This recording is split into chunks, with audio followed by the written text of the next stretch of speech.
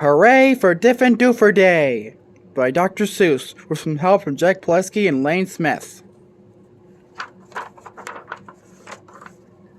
I've always lived in Dinkerville. My friends all live here too. We go to Diffendoofer school. We're happy that we do. Our school is at the corner of Dinkzuber and Dinkzot. It looks like any other school, but we suspect it's not. I think we're learning lots of things not taught at other schools. Our teachers are remarkable. They make up their own rules. Miss Bobble teaches listening, Miss Wobble teaches smelling, Miss Fribble teaches laughing, and Miss Quibble teaches yelling. Miss Twining teaches tying knots in neckerchiefs and noodles, and how to tell chrysanthemums from miniature poodles. Miss Vining teaches all the ways a pigeon may be peppered, and how to put a saddle on a lizard or a leopard. My teacher is Miss Bonkers. She's as bouncy as a flea. I'm not certain what she teaches, but I'm glad she teaches me. Look, look, she chirps. I'll show you how to tell a cactus from a cow. And then I shall instruct you why a hippo cannot hope to fly. She even teaches frogs to dance and pigs to put on underpants. One day she taught a duck to sing. Miss Bonkers teaches everything. Of all the teachers in our school, I like Miss Bonkers best. Our teachers are all different, but she's differenter than the rest. We also have a principal. His name is Mr. Lowe. He is the very saddest man that any of us know. He mumbles, "Are they learning this and that and such and such?" His face is wrinkled as a prune from worrying so much. He breaks a lot of pencil points from pushing down too hard, and many dogs start barking as he mopes around the yard. We think he wears false eyebrows. In fact, we're sure it's so. We've heard he takes them off at night. I guess we'll never know. But we know he likes Miss Bonkers. He treats her like a queen. He's always there to watch her when she's on her trampoline. There are many other people who make Diffendoofer run. They are utterly amazing. I love every single one. Our nurse, Miss Clot, knows what to do when we've got sniffles or the flu. One day I had a splinter so she bandaged me from head to toe. Mr. Plunger, our custodian, has fashioned a machine, a super flooper-doo. It keeps the whole school clean. Our music teacher, Mrs. Fox, makes bagpipes out of straws and socks. Our art instructor, Mr. Bees, paints pictures hanging by his knees. In science class from Mr. Katz, we learn to build robotic rats. In gym, we watch as Mr. Bear hoists elephants into the air. Miss Luna's our librarian. She hides behind our shelves and often cries out, "Louder!" when we're reading to ourselves.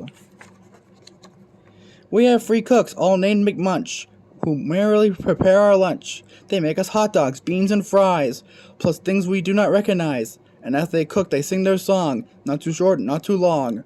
Roast and toast and slice and dice. Cooking lunch is oh so nice. We were eating their concoctions, telling jokes and making noise, when Mr. Lowe appeared and hollered, "Attention, girls and boys!" He began to fuss and fidget, scratch and mutter, sneeze and cough. He shook his head so hard we thought his eyebrows would come off.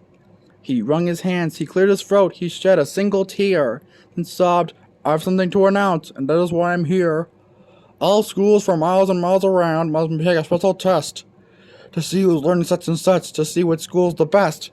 If our smart school does not do well, then it will be torn down, and you will have to go to school in dreary Flobbertown."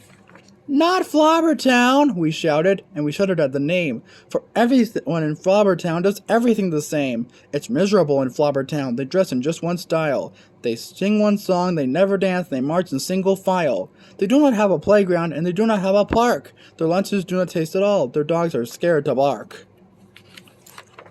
Miss Bonkers rose. "Don't fret," she said. "You've learned the things you need to pass that test and many more. I'm certain you'll succeed. We've taught you that the earth is round, that red and white make pink. Something else that matters more. We've taught you how to think."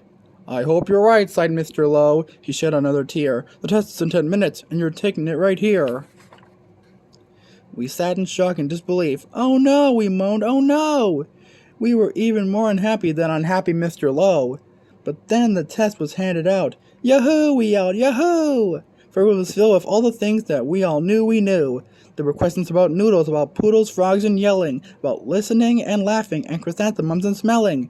There were questions about other things we've never seen or heard, and yet we somehow answered them, enjoying every word. 1 week later, after recess, Mr. Lowe meandered in. We never seen him smile before, but now he wore a grin.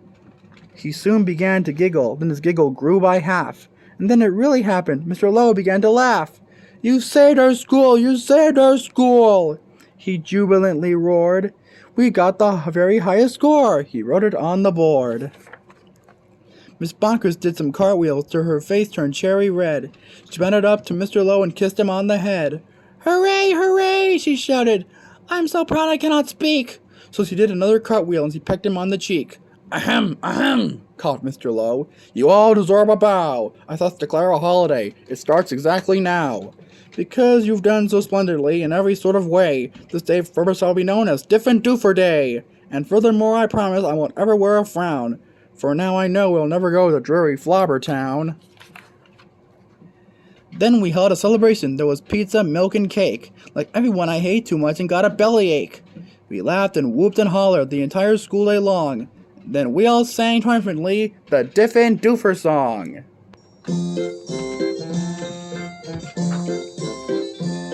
We love you, Diffendoofer School, we definitely do. There surely is no other school that's anything like you. You're gribulous, you're grobulous, each day we love you more. You are the school we treasure and unceasingly adore.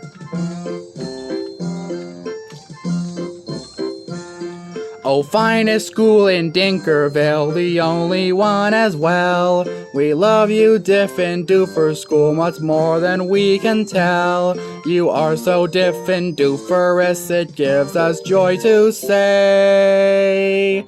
Free cheers for Diffendoofer School, hooray, hooray, hooray. Free cheers for Diffendoofer School, hooray, hooray, hooray. The end.